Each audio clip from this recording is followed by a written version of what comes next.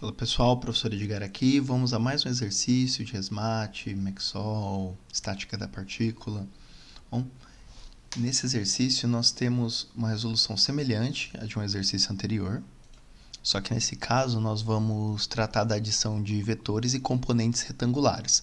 Bom, então os resultados serão os mesmos, então nós vamos encontrar o mesmo módulo, a mesma direção, só que de uma maneira diferente, tá bom?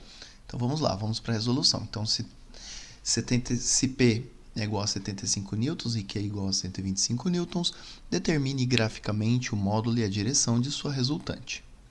Então vamos lá. Então a primeira parte da resolução é essa projeção aqui que eu estou fazendo. Então lembra que a gente está falando de componentes retangulares? Então vamos voltar aqui para o nosso exemplo. A gente tem essa nossa força aqui P, né? Então olha ela, ó. Então, ele está assim, certo? Então, eu vou adicionar uma componente em x e uma componente em y e uma componente em x. Tudo bem? Então, eu vou fazer isso daqui, ó.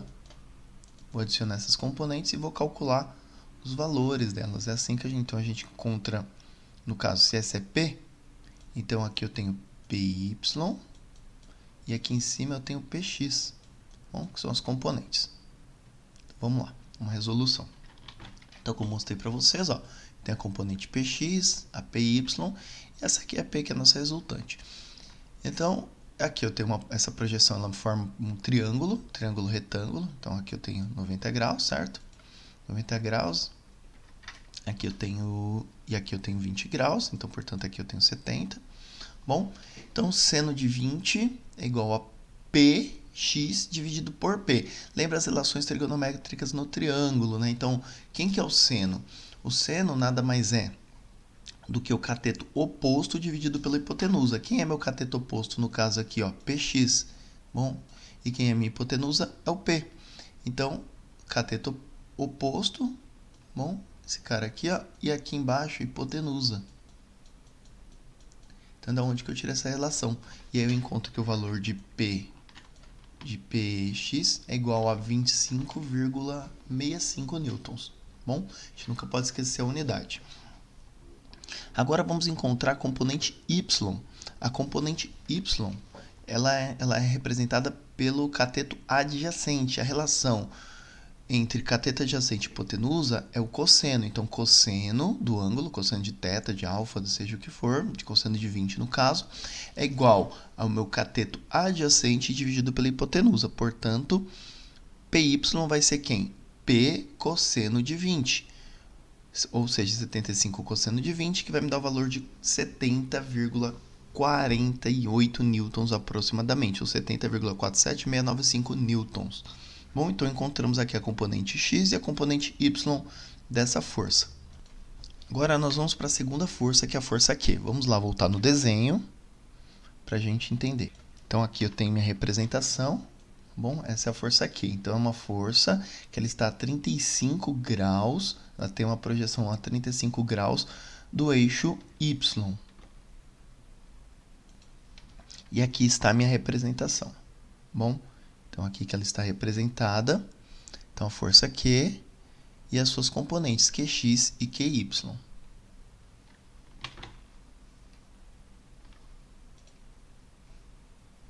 Tudo bem? Então, é a mesma relação. Então, eu vou encontrar aqui um triângulo retângulo. Então, a partir desse triângulo retângulo, eu consigo fazer a resolução do exercício.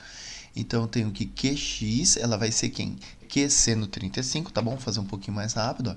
Então, vai ser Q seno 35. Bem, então, seno é sempre o que relaciona o cateto oposto com a hipotenusa.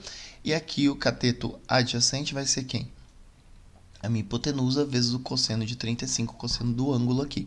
Eu vou ter que os valores de Qx são 71,69705 newtons e Qy será 102,39401 newtons.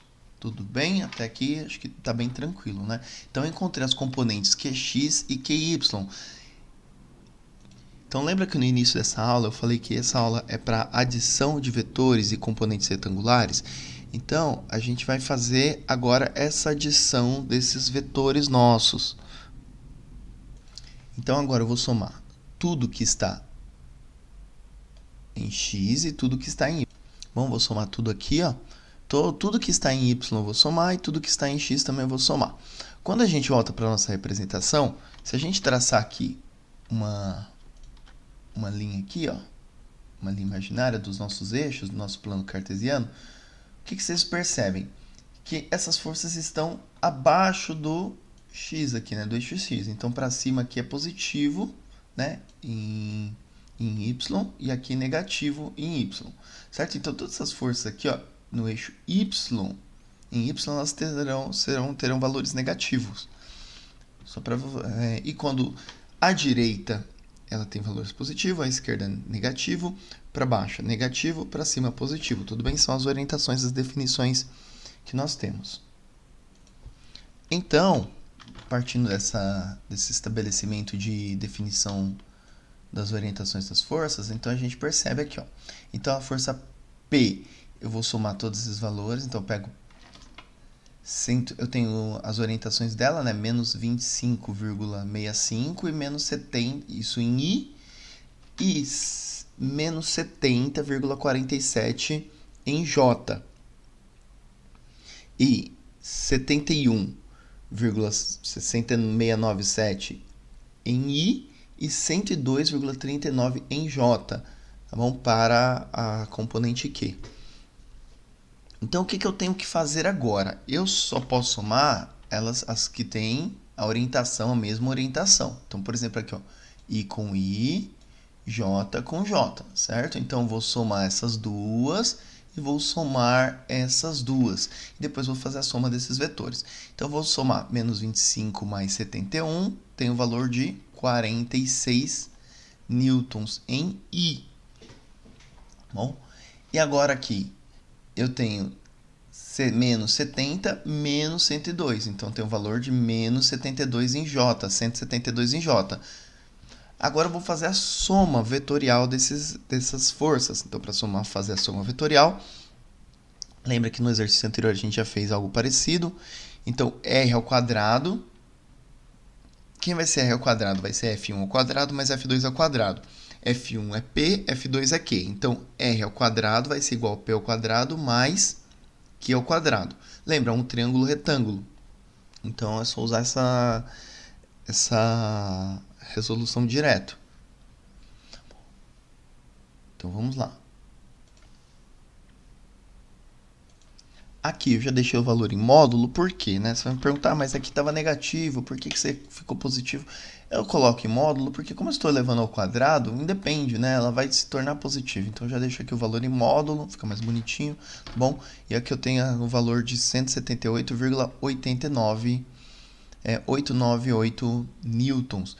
Que se você voltar, pegar o exercício anterior, vai ver que é exatamente o mesmo valor da resultante que nós encontramos anteriormente.